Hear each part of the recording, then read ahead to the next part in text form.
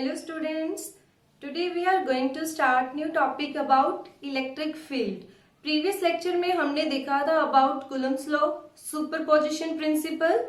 तो सबसे पहले हम बात करेंगे जब कोई चार्ज बॉडी दूसरी चार्ज या फिर अनचार्ज बॉडी के पास जाती है तो क्या होगा, फोर्स ऑफ अट्रैक्शन या फिर रिपल्शन होगा. तो यहाँ पे हम बात करेंगे if there is a body और उसके ऊपर चार्ज कैसा है, प्लस क्यू चार्ज है, and second is uncharged body. Second body हमने कैसे ली, अनचार्ज. तो यहां पर देखिए ये जो चार्ज बॉडी है ये अनचार्ज बॉडी के ऊपर फोर्स लगाएगी. अब आपको पता है कि अनचार्ज बॉडी के ऊपर फोर्स कैसे लगेगा, by the process of induction. Induction के बारे में हम पहले ही पढ़ चुके हैं. तो यहाँ क्या होगा, प्लस क्यू है, ड्यू टू इंडक्शन यहाँ पर नेगेटिव चार्ज इंड्यूस हो जाएगा और इसके दूसरे वाले एंड पर पॉजिटिव चार्ज इंड्यूस हो जाएगा. पहले चार्ज क्या था, यहाँ पर total charge on this body equal to 0. Now according to Coulomb's law ने क्या कहा था, multiplication of this charge and this charge give you net force. तो यहां पर क्या फोर्स लग रहा है, यस लग रहा है, this charge body produce force और exert force on this uncharge body. But according to Coulomb's law इसके पास कैसा चार्ज, 0, इसके पास कैसा, प्लस क्यू. तो क्या होना चाहिए था, net force on this system 0, but यहाँ पे फोर्स लगता है. तो यहाँ पर क्या कुलम्स लॉ गलत है या फिर यहाँ पर ये फोर्स नहीं लगाएगा. तो इस कंसेप्ट को हम सॉल्व करेंगे बाय यूजिंग इलेक्ट्रिक फील्ड. तो सबसे पहले हमें पता होना चाहिए कि इलेक्ट्रिक फील्ड क्या होता है. तो यहाँ पर जो दोनों बॉडी है वो कांटेक्ट में नहीं है, तो यहाँ जो फोर्स लगा वो कैसा लगा, दूर से लगा, ठीक है, विदाउट एनी फिजिकल कांटेक्ट और direct contact, and this is known as force at a distance. इसको हम क्या कहेंगे, फोर्स एट ए डिस्टेंस कहेंगे. सो हियर हम अज्यूम करेंगे कि जो ये वाला चार्ज होगा प्लस क्यू, इसके चारों तरफ एक फील्ड क्रिएट होगा, ठीक है. अब ये जो चार्ज है ये फील्ड को क्रिएट कर रहा है, तो हम इसका नाम रखेंगे source charge. This is known as source charge because this charge produce electric field. अब ये इलेक्ट्रिक फील्ड क्या करता है, फील्ड मतलब द स्पेस और रीजन अराउंड दिस चार्ज, इसके सराउंडिंग में इसने क्या प्रोड्यूस किया, अपना इफेक्ट. अब उस इफेक्ट की वजह से किसी भी अनचार्ज या फिर चार्ज बॉडी पर क्या लगता है, फोर्स लगता है. तो इसी कंसेप्ट का हम क्या कहते हैं, इलेक्ट्रिक फील्ड. तो इलेक्ट्रिक फील्ड क्या होगा, स्पेस और region around a charge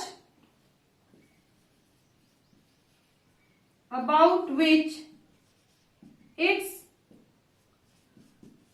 effect can be experienced. Electric field क्या होगा, स्पेस और region around a charge about which its effect can be experienced. तो इसके इफेक्ट को एक्सपीरियंस करने के लिए हम एक P पॉइंट कंसीडर करेंगे कि अगर हम किसी बॉडी को इस P पॉइंट पे रखें तो क्या ये चार्ज इसके ऊपर फोर्स लगाएगा. इस P को आप कहीं भी प्लेस कर सकते हैं to test the influence of this charge. तो यहां पर जब हम टेस्ट करेंगे तो हमने एक चार्ज लिया Q0 and this Q0 charge is known as test charge. अब टेस्ट चार्ज नाम क्यों रखा है, क्योंकि हमें यहाँ पर टेस्ट करना है कि फोर्स लगेगा या नहीं लगेगा. तो ये जो Q0 है इसको हम कहीं भी प्लेस करके टेस्ट कर सकते हैं कि इसका इलेक्ट्रिक फील्ड यहां तक प्रेजेंट है या फिर नहीं है। सो this is source charge. Source charge क्या करेगा, अपने चारों तरफ इलेक्ट्रिक फील्ड को प्रोड्यूस करेगा, एंड क्यू नॉट क्या करेगा, उस एक्सपीरियंस करेगा इसके इफेक्ट को। अब ये इफेक्ट यहाँ पर कम भी हो सकता है और ज्यादा भी हो सकता है। अब वो डिपेंड करेगा कि इन दोनों का डिस्टेंस कितना है। तो अगर मैं इसका डिस्टेंस मेजर करूं तो से आपने आर लिया and direction is R cap, ठीक है। यूनिट वेक्टर ये क्या बताएगा कि कितना फोर्स लगेगा। तो यहां पर आप देखते हैं कि अगर आपने यहां प्लेस किया तो ज्यादा फोर्स लगेगा, अगर आप इस P पॉइंट को दूर लेते जाएंगे तो ये इफेक्ट कम होता जाएगा। इट मीन्स यहां पर हम क्या मेजर कर सकते हैं कि इस फील्ड की इंटेंसिटी कितनी है या फिर स्ट्रेंथ कितनी है फोर्स लगाने की इस टेस्ट चार्ज पर। So this is also known as electric intensity और इलेक्ट्रिक फील्ड स्ट्रेंथ, ठीक है। तो इसके यहां से आपको तीन टर्म्स मिल गई हैं, इलेक्ट्रिक फील्ड, इलेक्ट्रिक इंटेंसिटी और इलेक्ट्रिक फील्ड स्ट्रेंथ। तो यहां जो फोर्स लगेगा that force may be strong और वीक। ये वीक भी हो सकता है और स्ट्रॉन्ग भी हो सकता है, depends on the this distance between test charge and source charge. ये इन दोनों के ऊपर डिपेंड करेगा। सो आपने देखा कि इलेक्ट्रिक फील्ड आपको क्या बताता है, किसके बारे में बताता है, it determine the force experienced by unit positive test charge. अब यहां पर क्या रीजन होगा कि हम जो टेस्ट चार्ज है उसको यूनिट पॉजिटिव टेस्ट चार्ज लेंगे। देखिए अगर आप सोर्स चार्ज लेते हैं capital Q and test charges Q nought, अब हमें क्या करना है, इसके एक्सपीरियंस करना है फील्ड को कि यहां पर फील्ड प्रेजेंट है या फिर नहीं है। तो इसको टेस्ट करने के लिए आपने क्या प्लेस किया, Q नॉट चार्ज प्लेस किया। अगर इस चार्ज का मैग्नीट्यूड ज्यादा होगा तो ये क्या लगाता है, इसके ऊपर फोर्स लगाएगा। उस फोर्स की डायरेक्शन कहां होगी, इन दिस डायरेक्शन, ये इसको रिपेल करेगा और हम अपनी कन्वीनियंस के लिए इसको कैसा कंसिडर करेंगे, पॉजिटिव। अब जो मैग्नीट्यूड है वो हमने रखा इसका यूनिट। अब यूनिट क्यों रखा गया, क्योंकि अगर हम ज्यादा मैग्नीट्यूड का यहाँ पर टेस्ट चार्ज प्लेस करेंगे तो जितना फोर्स इस चार्ज ने इसके ऊपर लगाया ये भी क्या करेगा, सेम फोर्स इसके ऊपर लगाएगा। तो यहाँ पर सोर्स चार्ज की पोजीशन क्या हो जाएगी, चेंज हो जाएगी, डिस्टर्ब हो जाएगी। पर हमें क्या करना है, इसको स्टेशनरी रखना है। तो स्टेशनरी रखने के लिए आप क्या करेंगे, Q नॉट को जितना पॉसिबल हो सके उसको स्मॉल रखना है। तो यहाँ पे हमें ये कंसीडर करना है कि जो Q नॉट टेस्ट चार्ज होगा that should be vanishingly small, बहुत ज्यादा छोटा होना चाहिए। So we can define electric field intensity by using this symbol. तो हम यहाँ पे इलेक्ट्रिक फील्ड स्ट्रेंथ या इलेक्ट्रिक इंटेंसिटी को किस सिंबल से डिनोट करेंगे, E वेक्टर। अब ये वेक्टर क्यों है, क्योंकि इसकी डायरेक्शन वही होगी जो फोर्स एक्सपीरियंस किया है Q नॉट चार्ज ने।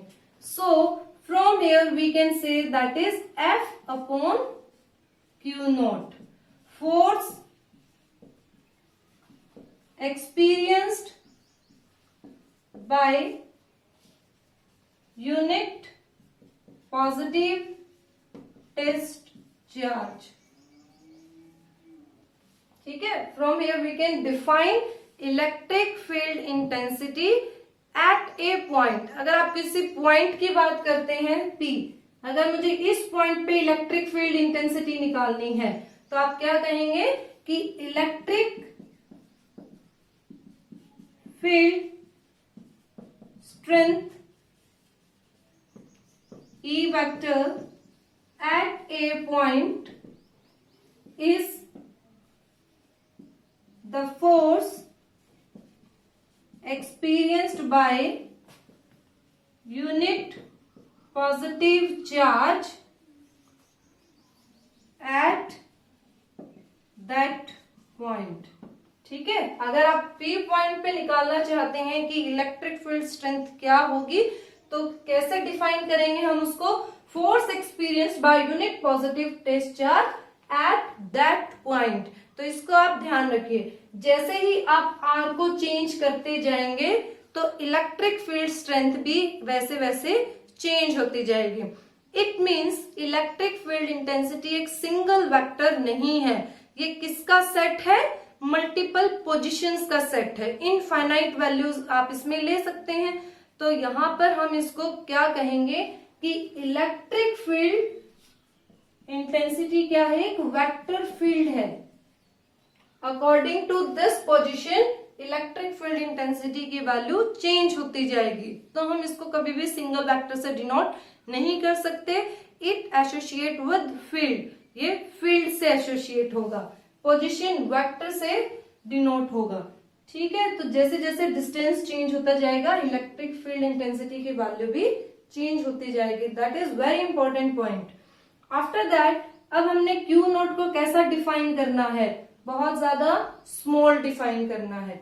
स्मॉल डिफाइन करने का क्या पर्पस होगा हमारे पास, so that the position of source charge may not be disturbed. So from here we take this limit q naught tends to 0। हमें इसको बहुत ज्यादा स्मॉल लेना है, F vector upon q naught. So that is the formula for electric field strength, electric field, or we can say electric intensity. Okay, clear? Now from here we can conclude that this electric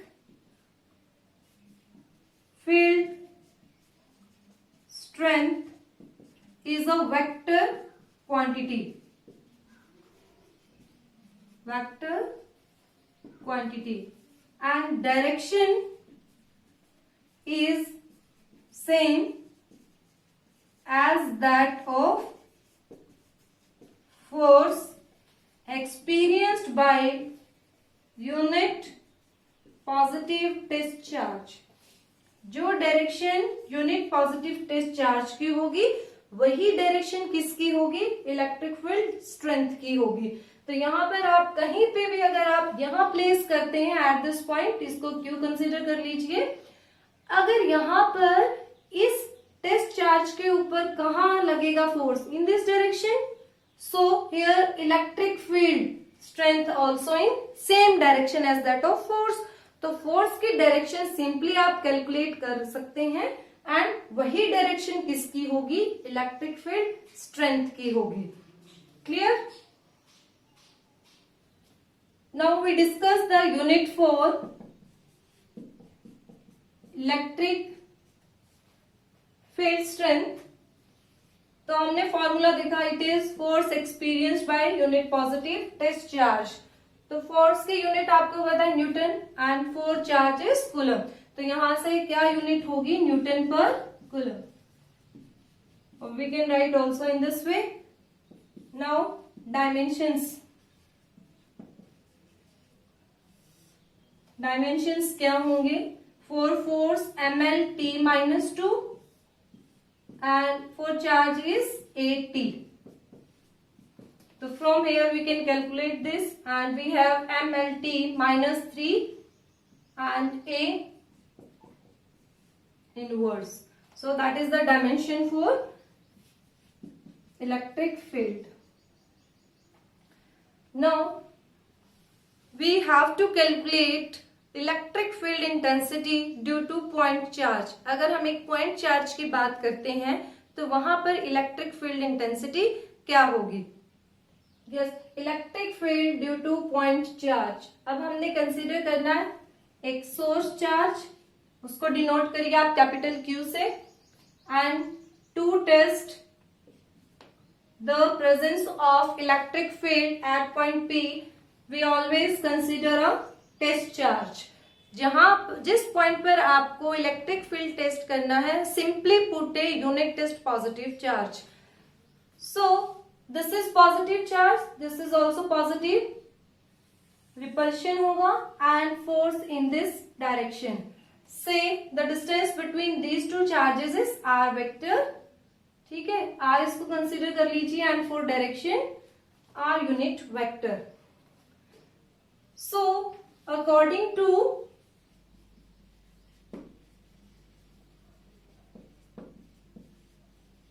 Coulomb's law, अब हम यहाँ पे Coulomb's law की बात फिर से करेंगे, क्योंकि जब भी पॉइंट चार्ज की बात होगी तो कूलम्ब्स लॉ आपका वैलिड होगा. तो कूलम्ब्स लॉ के अकॉर्डिंग जो फोर्स होगा यहाँ पर उसकी वैल्यू होगी 1/4πε0 and source charge is Q, test charge is Q0 and distance between these two charges is R. So put here R². यहाँ पे आपने मैग्नीट्यूड लिखा है फोर्स का. If we talk about direction, तो डायरेक्शन की अगर हम बात करेंगे, so this r unit vector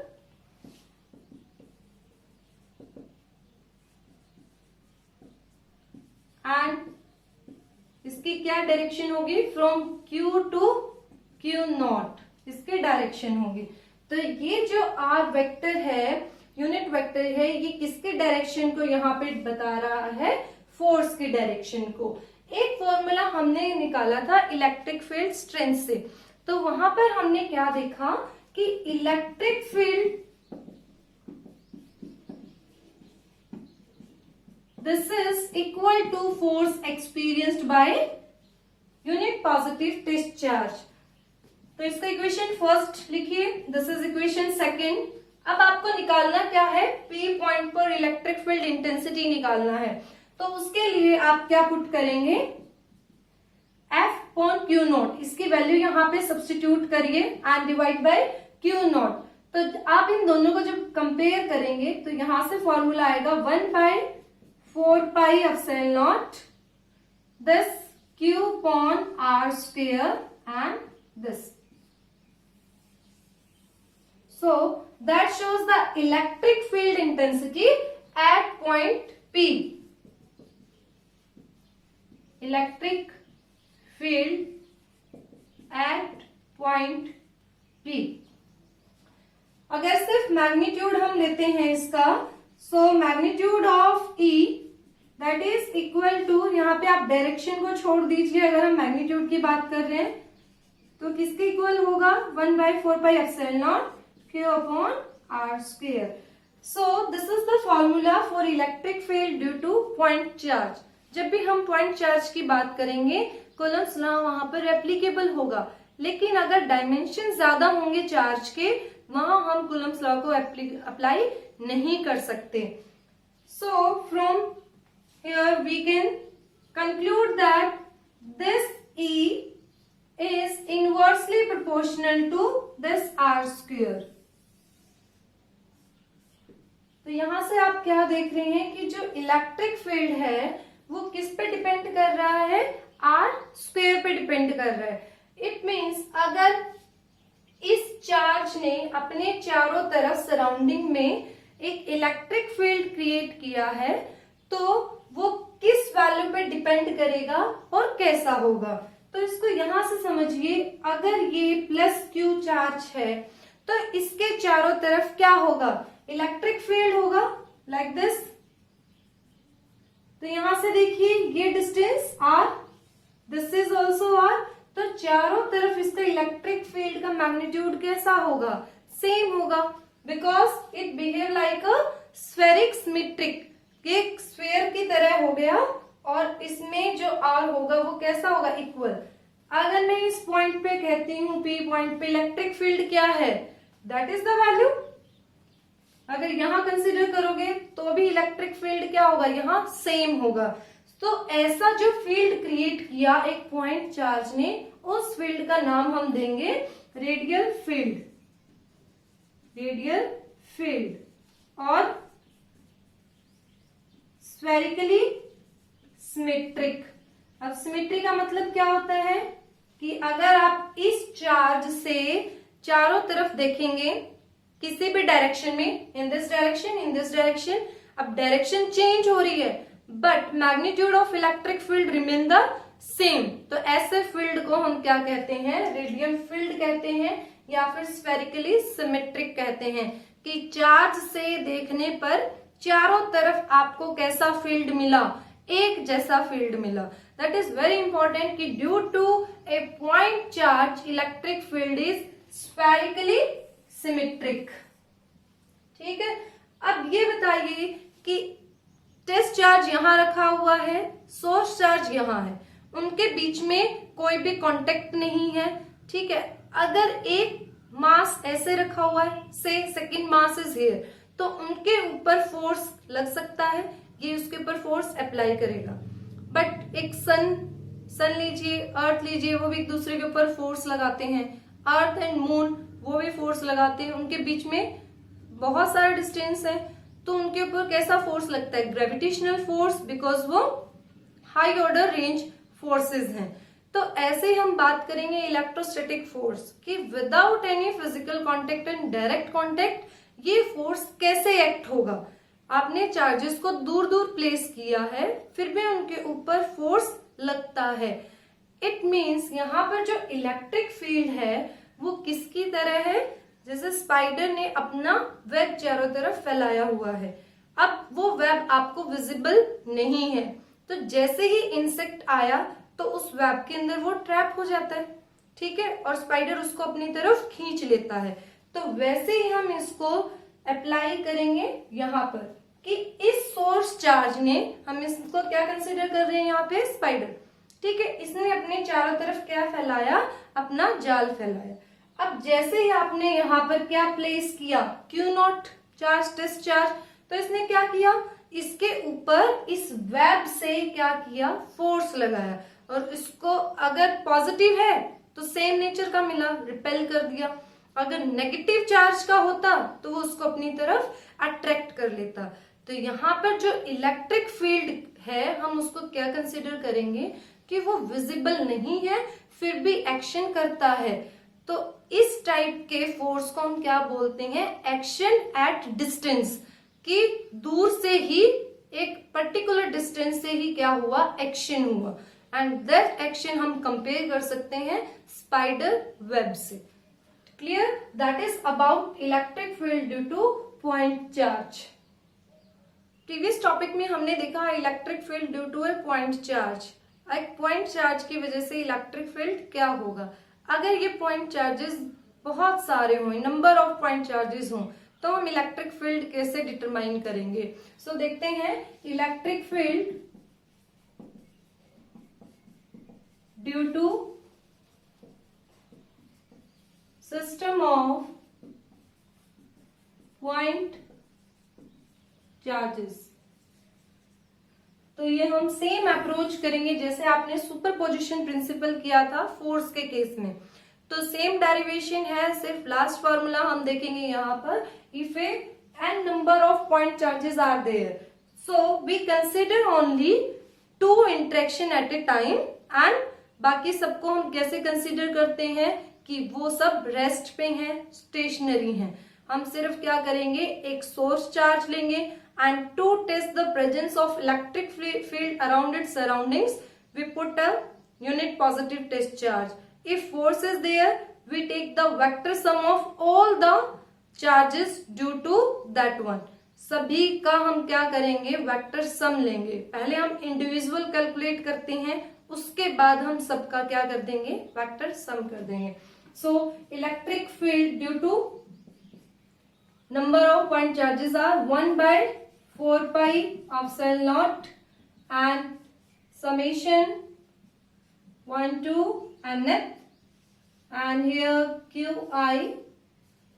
ri square and ri this gap. So that is the formula according to superposition principle.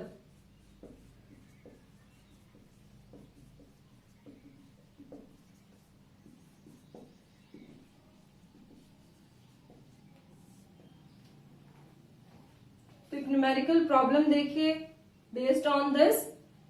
आपने दो चार्जेस यहां पर कंसिडर किए। This is your NCERT problem.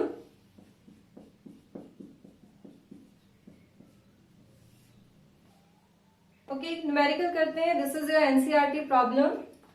2 point charges Q1 and Q2 of magnitude 10 raised to power -8 coulomb and -10 raised to power -8 coulomb respectively are placed 0.1 meter apart. Calculate electric field at point A, B and C. Diagram आपको given है, तो यहाँ पे देखिए situation क्या है। इस point पर और इस पॉइंट पे दो चार्ज रखे हुए हैं, Q1 एंड Q2 चार्ज। ठीक है, distance is given 0.1 metre apart. ये दोनों 0.1 मीटर पे रखे हुए हैं charge. So this half distance is 0.05 and also this half distance is 0.05 metre. So we have to calculate electric field at point A, B and C point due to these two charges. आपको electric field निकालना है Q1 and Q2 charges का। Firstly हम देखेंगे कि ए point पर electric field क्या होगा। सो इलेक्ट्रिक फील्ड एट पॉइंट ए। तो यहां पर आपको इस प्रॉब्लम को सॉल्व करने के लिए दो कंडीशन लेनी होंगी। First, consider this one is source charge and आप इलेक्ट्रिक फील्ड निकालेंगे eight this point. In second condition आपको कंसीडर करना है कि सोर्स चार्ज ये होगा और यहां पर इसका इलेक्ट्रिक फील्ड क्या होगा। तो आपको पता है electric field is a vector quantity, तो आप पहले मैग्नीट्यूड निकालेंगे देन डायरेक्शन निकालेंगे। तो दो चार्जेस का हमें निकालना है, तो दोनों के लिए आप E1 एंड E2 कैलकुलेट करेंगे, देन अकॉर्डिंग टू डायरेक्शन उनका वेक्टर सम आपको करना है। तो चलिए प्रॉब्लम को कैसे सॉल्व करना है देखते हैं। Electric field at point A, now consider this one is source charge. तो सबसे पहले आपको क्या करना है, जिस भी पॉइंट पे आपको क्या निकालना है इलेक्ट्रिक फील्ड, वहां पर हम क्या कंसीडर करेंगे, एक test charge. And test charge कैसा, positive. Say this is positive charge here. अब ये चार्ज कैसा, पॉजिटिव, ये भी कैसा, पॉजिटिव। तो डायरेक्शन बताइए क्या होगी, दिस वन। डायरेक्शन कहाँ होगी, towards right. So according to formula, अब अकेला हमने पॉइंट चार्ज कंसीडर किया है, तो फॉर्मूला आप क्या यूज करेंगे, 1/4πε0 Q/r²। Now source charge is this one 10 raised to power 8। Then आपको देखना है डिस्टेंस बिटवीन दीज 0.05। ठीक है, एंड नाउ डायरेक्शन, तो डायरेक्शन कहाँ होगी, टूवर्ड्स राइट। तो इस कैलकुलेशन को सॉल्व कर लीजिए। Put this is K and K is equal to electrostatic constant whose value is 9 into 10 raised to power 9। तो यहाँ पर आप उसको वैल्यू को पुट करेंगे and solve this. Now according to this Q1, यहाँ पे जो आपने ये पॉइंट पे निकाला था that is due to Q1। Similarly आपको A पॉइंट पर निकालना है electric field intensity due to this Q2 charge. अब Q2 चार्ज का डायरेक्शन देखिए, निकालना कहाँ है आपको, A पॉइंट पर। ठीक है, एंड ये क्या है, सोर्स चार्ज है। तो ये सोर्स चार्ज कैसा है, नेगेटिव है एंड दैट इज पॉजिटिव। तो डायरेक्शन क्या होगी, again positive to negative, this direction. फिर से कहाँ आई, टूवर्ड्स राइट। तो डायरेक्शन लिख लीजिए, कहाँ आई, टूवर्ड्स राइट। मैग्नीट्यूड निकालना बहुत इजी है, जस्ट पुट फॉर्मूले में वैल्यूज पुट करिए। यहाँ पे आपको 10 raised to power -8 that is the value of this source charge. Again distance is same between this two 0.05 square. अब आपको निकालना है कि टोटल यहाँ पर इलेक्ट्रिक फील्ड कितना होगा। Total electric field at point A. So इन दोनों का आपको क्या करना है, वेक्टर सम करना है। तो this total A is equal to EA Q1 plus EA Q2। अगर दोनों की डायरेक्शन सेम है तो प्लस होगा, अगर डायरेक्शन अपोजिट आती तो आप वेक्टर सम कैसे करते हैं, उनका नेगेटिव से शो करते हैं। तो यहाँ पे आपकी जो कॉमन क्वांटिटीज हैं उनको बाहर निकाल लीजिए।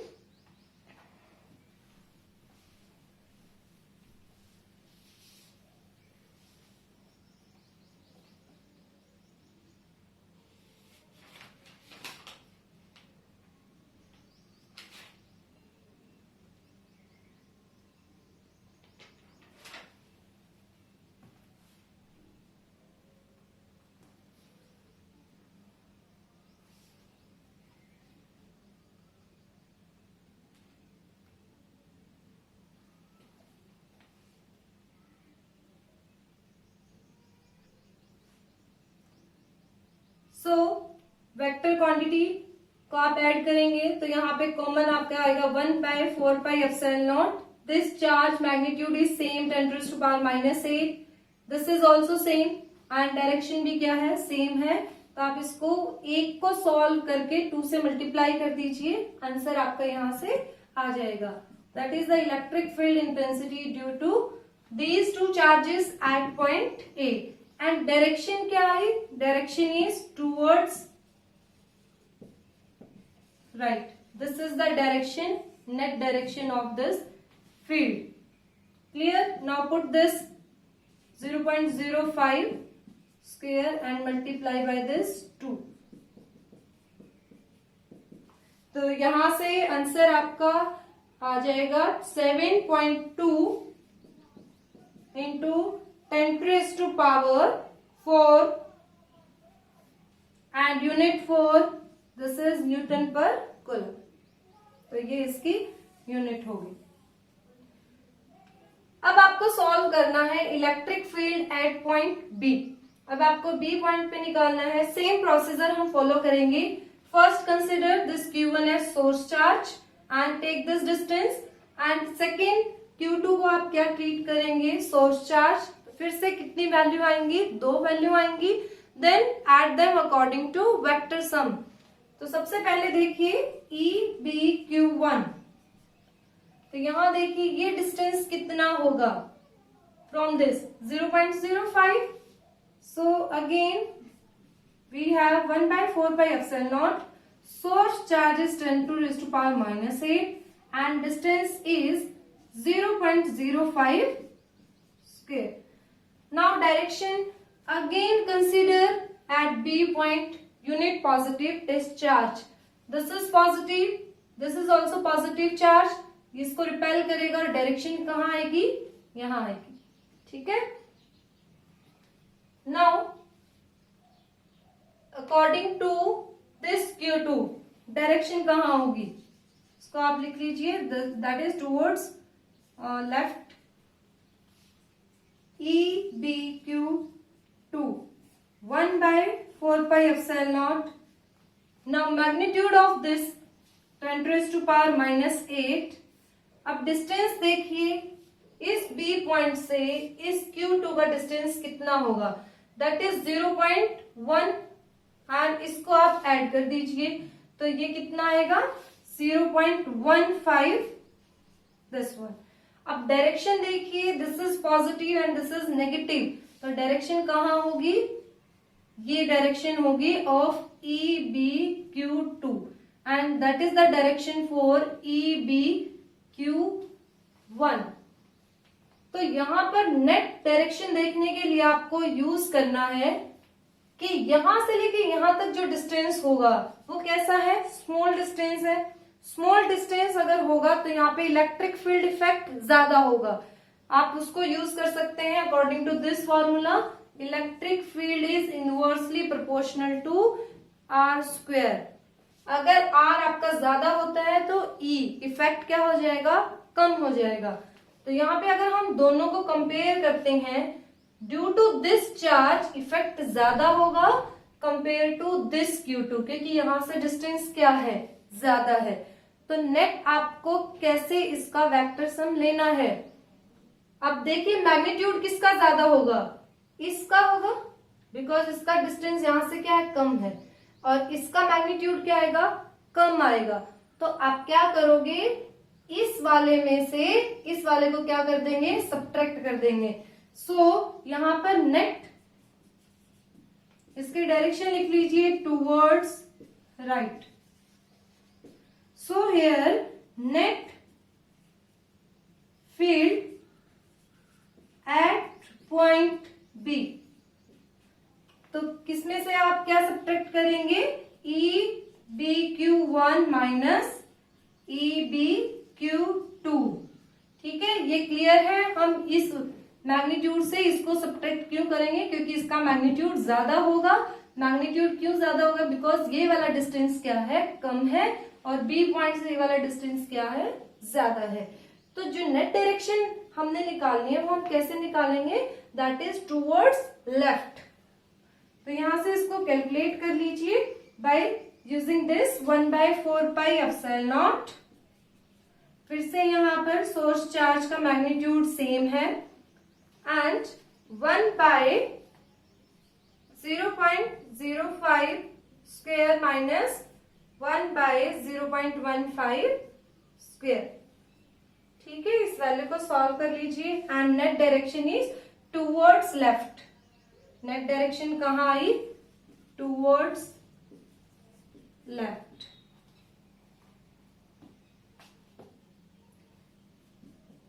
So complete electric field at point P is 3.2 into 10⁴ Newton per coulomb. अब आपको निकालना है at point C, electric field at point C due to this charges. Again we have EC/Q1 1/4 pi epsilon naught 10⁻⁻8 and distance is given 0.1. Direction की बात करते हैं, यहाँ positive है। Again we consider at point C unit positive test charge to check the effect of this source charge. So this is positive charge, again this is positive. So direction of this electric field intensity at this point is here. Now according to this charge, this is positive, negative, attraction and attraction from positive to negative. So here this is direction EC/Q1 and that is due to EC/Q2. तो अगर यहाँ direction ऐसे होंगी, so resultant कैसा होगा, ऐसा होगा, that is due to parallelogram law of vector addition हम यहां पर यूज करेंगे। If this is 60, now this angle become 120 degree. ये कितना होगा, 120 डिग्री होगा। तो सबसे पहले हम मैग्नीट्यूड की बात करेंगे। EC/Q2 1/4 pi epsilon not again 10⁻⁻8 0.1 square. So from here we can see that these two distances are equal. So magnitude of EC/Q1 and EC/Q2 both are equal because all parameters are same. But about direction क्या होगा, direction दोनों की अलग है। उसके लिए हम use करेंगे by using parallelogram of vector addition.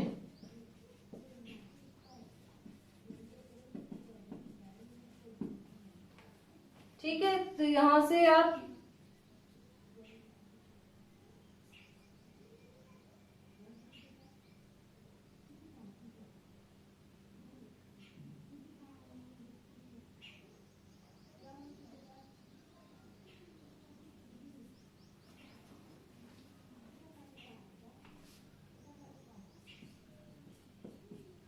Net electric field at point C, formula apply करिए यहां पर EC/Q1 whole square plus EC/Q2 whole square plus 2 EC/Q1 EC/Q2 and cos and theta is 120 between EC/Q1 and EC/Q2. Substitute all the values and cos 120 minus 1/2. इसको solve करिए, यहां से value आ जाएगी 9 into 10⁻³ Newton per coulomb for EC_Q1 and EC_Q2. Then further आप इसको solve करेंगे. 9 × 10⁻³ 2 and this is 9 × 10⁻³ 9 × 10⁻³ and that is -1/2 and under root. And further value is again 9 × 10⁻³ Newton per coulomb. That is the magnitude of this electric field intensity at point C. And direction क्या होगी? Direction is this one. ठीक है? That is the bisector of this 2. Okay, that is the problem. And here हमने क्या calculate किया? At point A electric field strength, then at point B and further at point C. तो आपने देखा, हम सबसे पहले मैग्नीट्यूड देखेंगे, then direction and then take the vector sum of electric field at between various charges. Due to this charges हमने electric field निकाला at different places, then take the vector sum of all these to solve this problem. हमने discuss किया electric field due to point charge. अगर charge आपका point nature का है तो electric field क्या होगा. बट ऑलवेज ये ट्रू नहीं है कि आपका चार्ज पॉइंट ही हो. तो चार्ज और कैसे नेचर के हो सकते हैं या उनका और कैसा शेप हो सकता है, तो उसको हम कहेंगे डिस्ट्रीब्यूशन ऑफ चार्जेस. तो सबसे पहले हम डिस्कस करेंगे about a linear charge distribution. Linear charge distribution. आपको वर्ड से ही पता चल रहा है लीनियर मीन्स आपका चार्ज कैसे डिस्ट्रीब्यूटेड है अलोंग ए लाइन. तो उसके लिए हम सबसे पहले एक वायर लेंगे. Initially it is अनचार्ज wire. तो इसको चार्ज आपको कैसे करना है. एक चार्ज क्या लीजिए, रोड लीजिए, उसके ऊपर से पॉजिटिव चार्ज है और हम इसको कहाँ टच करवाएंगे, स्टिक पर. जैसे हम इसको इस स्टिक पर करवाएंगे तो ड्यू टू कंडक्शन इसके ऊपर चार्ज आना शुरू हो जाएगा. देन एक क्वेश्चन अराइज होता है कि यहाँ अगर पॉजिटिव हमने टच कराया तो सेकेंड चार्ज यहाँ पर कैसे प्लेस हुआ. बिकॉज पॉजिटिव पॉजिटिव क्या करना चाहिए था, रिपल्शन करना चाहिए था, राइट. तो यहाँ पर क्या होता है कि जैसे हमने यहाँ पर रोड को टच करवाया पॉजिटिव चार्ज आया. ड्यू टू रिपल्शन ये क्या जाना चाहता है, दूर जाना चाहता है. तो ऐसे करके ये क्या हो गया, इस पूरी वायर के ऊपर स्प्रेड हो गया. इट मीन्स किसी भी अनचार्ज बॉडी पर ड्यू टू कंडक्शन चार्ज आता है तो वो कैसे फ्लो करता है, ड्यू टू रिपल्शन करता है. अब ये इसका क्या कॉर्नर आ गया, से हमने इन्फिनिटी तक इसको चार्ज देना है तो रिपल्शन से वो क्या करता जाएगा, फ्लो करता जाएगा. लेकिन जैसे ये यहाँ पहुंचा तो फिर से क्या करेगा, रिपल्शन करेगा. बिकॉज अब और चार्ज हम इसको देंगे तो नंबर ऑफ चार्जेस यहाँ प्रेजेंट होंगे तो फर्दर ये रिपल्शन करना शो करेगा. तो ड्यू टू रिपल्शन यहाँ पर ये खुद को चार्ज ऐसे डिस्ट्रीब्यूट कर लेगा कि net charge on each other becomes 0. जब इनका चार्ज क्या होगा, डिस्ट्रीब्यूट होगा अलोंग ए लाइन, तो net charge on each force is 0. जब ये फोर्स 0 हो जाएगा तो ये अपने आप को ऐसे अलोंग ए फाइनाइट डिस्टेंस पे खुद को अरेंज कर लेंगे. तो हम इसको क्या बोलते हैं, लीनियर चार्ज डिस्ट्रीब्यूशन. अब आपको कैलकुलेट करना है electric field eight a point P due to this wire of length capital L. हमने इस वायर की लेंथ क्या ली, कैपिटल L ली. और हमें इस पॉइंट P पर क्या निकालना है, electric field due to this wire. अगर एक पॉइंट चार्ज की हम बात करते हैं इजिली हम कूलम्ब्स लॉ अप्लाई करते और यहाँ पर इलेक्ट्रिक फील्ड कैलकुलेट कर लेते. बट यहाँ पर जो चार्जेस हैं उन सबका डिस्टेंस यहाँ से क्या है, डिफरेंट है. तो डिफरेंट होने की वजह से यहाँ पर हम पॉइंट चार्ज का कंसेप्ट यहाँ पर अप्लाई नहीं कर सकते. For that we introduce a new quantity and named as lambda. अब हमने एक नई क्वांटिटी यहाँ पे इंट्रोड्यूस की, that is known as linear charge density.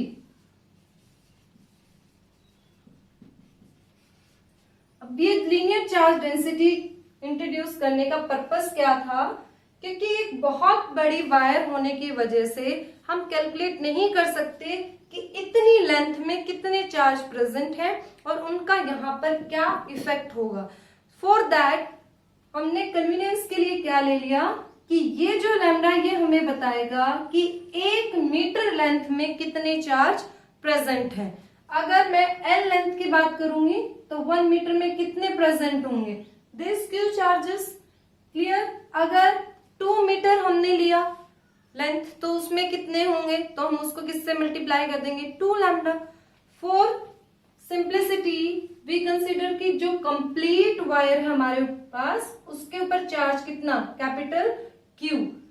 तो यहाँ पर हम एक एलिमेंट कट करेंगे, दिस वन, एंड इसकी लेंथ कितनी है, dl. क्योंकि अगर हम अलग अलग चार्जेस लेते हैं तो सबका इफेक्ट पी पॉइंट पे अलग आता, तो इसके लिए हमने सिर्फ क्या कंसीडर किया हियर, dl. तो इस dl लेंथ में कितने चार्ज होंगे उसके लिए हम क्या करेंगे, we multiply this lambda into d q. यहां से आप देख रहे हैं कि अगर हम क्या निकालते हैं, this lambda is charge per unit length, charge per unit length. और अगर हमें dl लेंथ के लिए चाहिए तो हम क्या करेंगे, इसको dl से मल्टीप्लाई कर देंगे. तो यहाँ पर हमारा चार्ज जो आएगा दैट इज dq, बिकॉज ये स्मॉल स्पेस में हमारे पास चार्ज भी कितना होगा, dq, स्मॉल चार्ज होगा. अब इस लेंथ को हम क्या ले सकते हैं, दैट इज पॉइंट चार्ज की. यहाँ पे चार्ज कैसा है, point charge. Now we can apply Coulomb's law here. by applying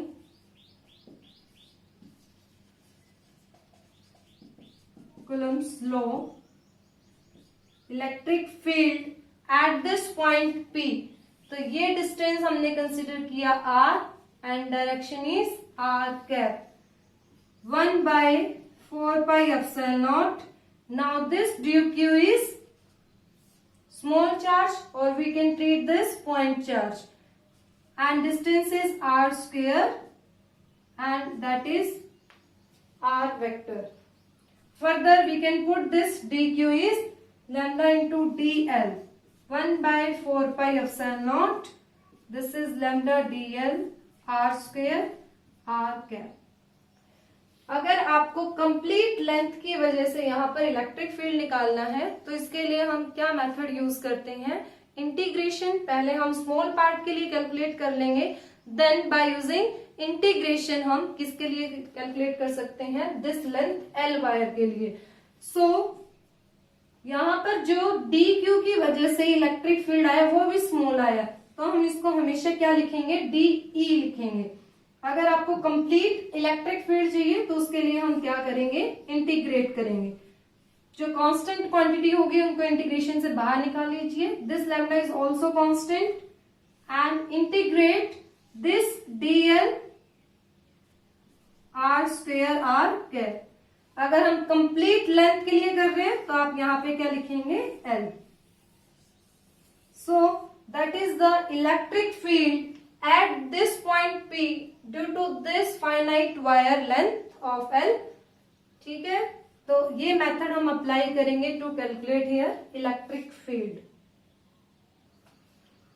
अब हम बात करेंगे एरियल चार्ज डिस्ट्रीब्यूशन की. अगर हम एक चार्ज शीट लेते हैं, इट इज 2 डायमेंशनल, तो वहां पर क्या इफेक्ट आएगा at point P, electric field की वैल्यू क्या होगी. सिमिलरली हम वैसे ही अप्रोच करेंगे जैसे हमने लीनियर चार्ज डिस्ट्रीब्यूशन में बात की. तो यहाँ पर हम इंट्रोड्यूस करेंगे sigma, that is surface charge density, and that sigma is equal to Q upon A, means charge distribution on a unit area. Similarly, we consider a small element that is area element, इसको हम नाम देंगे ds. ds is small area element. अब इस ds पे charge पे कितना होगा, dq होगा, and that dq charge equal to sigma into ds. अब हम इलेक्ट्रिक फील्ड निकालने के लिए यूज करेंगे again Coulomb's law, 1/4πε0 dq upon r square r cap. Put value here, E is equal to 1/4πε0 sigma ds r square r cap. Complete electric field के लिए again we take integration over surface S. Sigma is again constant quantity and this ds by r square r cap. So that is the electric field at point P due to this thin sheet. Now we discuss volume charge distribution. अब charge कहाँ distributed है, किसी volume पे है, तो वो volume आपने लिया capital V and it is positively charged. Again we have to calculate electric field at point P due to this volume. For that again we cut a small element and named as dV. dV is small volume element. अब आपको electric field कहाँ निकालना है, P point पे, तो यहां से इसका डिस्टेंस ले लीजिए R and direction is R cap. And here we consider rho, and this rho is charge distributed per unit volume, dq upon dv. So dq is rho dv, and electric field due to this small dv is dE 1/4πε0 and dq upon r square r cap. Again we take integration to calculate complete electric field at this point P due to this V volume. 1/4πε0 integrate over this volume V and put this value, the rho dV r square r cap. So that is about distribution of charges. हमने पहले discuss किया about linear charge distribution, area and volume. तो यहाँ पर आपको कैसे deal करना है, जब पॉइंट चार्जेस ना हो तो सबसे पहले एक एलिमेंट को कट करिए, वहां से आपको कैलकुलेट करना है electric field, and for complete निकालने के लिए आप क्या करेंगे, इंटीग्रेट दैट वैल्यू.